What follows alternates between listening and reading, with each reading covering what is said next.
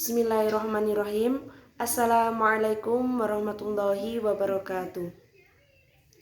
Alhamdulillahirabbil alamin wa bihi nasta'in wa ala umuri dunya waddin wassalatu wassalamu ala asrofil anbiya'i wa mursalin wa ala alihi wa sahbihi ajma'in amma ba'du. Yang terhormat Bapak Iftahus Surur selaku dosen pengampu mata kuliah seni pidato. Yang terhormat Bapak Ibu Guru dosen IAIN Salatiga, dan tak lupa kepada teman-teman semua yang saya cintai dan saya banggakan. Pertama-tama marilah kita panjatkan puja dan puji syukur atas kehadirat Allah Subhanahu wa taala yang senantiasa melimpahkan rahmatnya kepada kita sehingga kita bisa berkumpul di acara pada siang hari ini tanpa suatu halangan apapun. Sholawat serta salam tetap tercurahkan kepada kita junjungan Nabi Agung Muhammad Sallallahu Alaihi Wasallam yang senantiasa memberikan rahmatnya, hidayahnya, keberkahannya kepada kita hingga yaumul kiamah nanti. Amin, amin ya robbal alamin. Pada kesempatan kali ini saya akan menyampaikan pidato yang berjudul Akhlak Terpuji. Apakah itu akhlak terpuji? Bagaimana kita menjadi pribadi yang lebih baik? Mari kita simak bersama akhlak terpuji dalam pidato saya pada kali ini. Kemajuan ilmu pengetahuan teknologi menyebabkan perkembangannya pula perubahan gaya hidup dan pola pikir masyarakat secara signifikan dalam berbagai aspek. Perubahan tersebut satu sisi membawa kemudahan dan di sisi lain juga memberikan kegelisahan.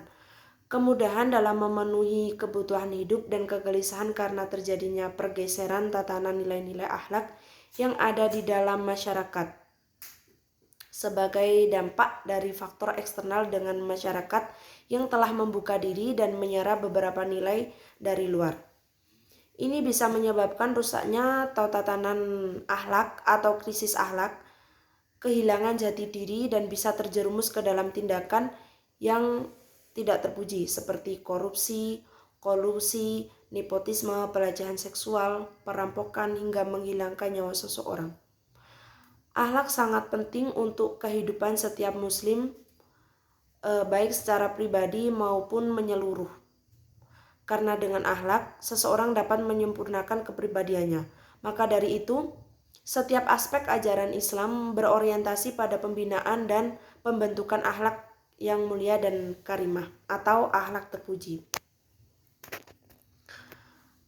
Untuk memahami pengertian akhlak secara menyeluruh, ada dua cara yang perlu ditempuh. Yang pertama dilihat dari segi bahasa atau etimologi. Yang kedua dilihat dari istilah atau terminologi. Dilihat dari segi bahasa, kata akhlak berasal dari bahasa Arab yang telah diserap ke dalam bahasa Indonesia, yaitu yang dalam bahasa Arab kata akhlak merupakan jamak dari khulqun yang mengandung arti tabiat, yaitu sifat yang telah terbentuk dalam diri manusia tanpa dikehendaki atau kita tidak, atau kemauan dari dalam kita, atau diupayakan tanpa usaha. Secara singkat, kata akhlak yang berarti kesopanan dan agama atau budi pekerti. Terdapat pula kata akhlakul karimah yang memiliki arti perbuatan mulia atau yang terpuji, yang diwujudkan dalam bentuk perbuatan, sikap, ucapan, baik sesuai dengan ajaran Al-Quran atau kitab-kitab lainnya. Di dalam Al-Quran juga dikemas dalam bentuk komik animasi sehingga kita lebih senang untuk mempelajari apakah itu akhlak mulia, bagaimana kita menjadi pribadi yang lebih baik. Selanjutnya, akhlak yaitu tingkah laku manusia yang dilakukan dengan sengaja, diawali dari proses latihan yang menjadi kebiasaan, bersumber dari dorongan jiwa untuk melakukan perbuatan dengan mudah, tanpa melalui proses pemikiran, pertimbangan, atau penelitian. Di sini contoh dari akhlak terpuji kepada Allah Subhanahu wa taala yaitu bertaubat, bertawakal, bersyukur, dan bersabar.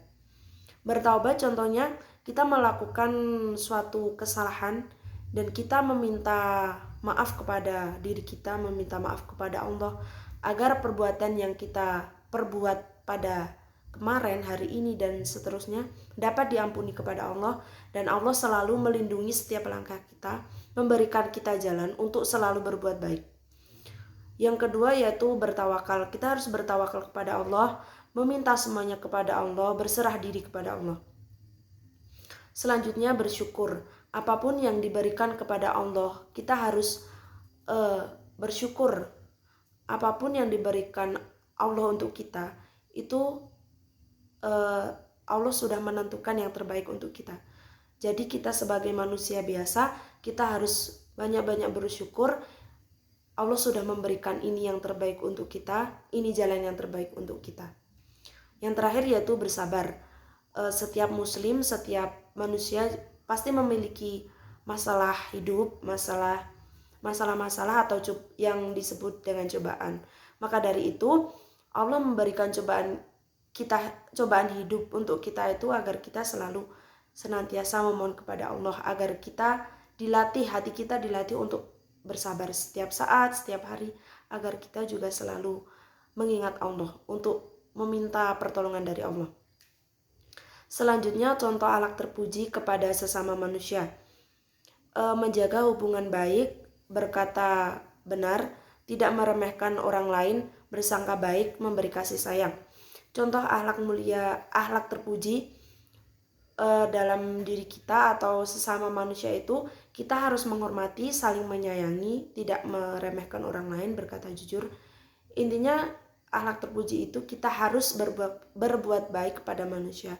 Apabila kita ingin dihormati, maka kita harus menghormati sesama muslim atau sesama manusia tersebut, agar kita juga bisa dihormati, kita juga bisa dihargai. Selanjutnya, contoh akhlak terpuji pada diri sendiri yaitu qanaah, menerima apa adanya pemberian dari Allah. Itu salah satunya dengan cara kita bersyukur. Apapun yang diberikan Allah pada kita itu, saya pasti yakin itu dengan campur tangan Allah. Itu menurut Allah yang paling baik. Jadi kita harus menerima dengan lapang dada, kita harus bersyukur. Selanjutnya berdoa kepada Allah. Apabila kita mendapatkan cobaan yang lebih berat, cobaan yang menurut kita berat, kita harus selalu berdoa kepada Allah, meminta pertolongan Allah agar kita diberikan jalan yang baik, selalu dilindungi dalam lindungan Allah, selalu diberikan kemudahan dari Allah. Selanjutnya, sabar dengan ketentuan Allah, yaitu kita harus bersabar, kita harus meminta kepada Allah, tapi juga harus diiringi dengan rasa sabar agar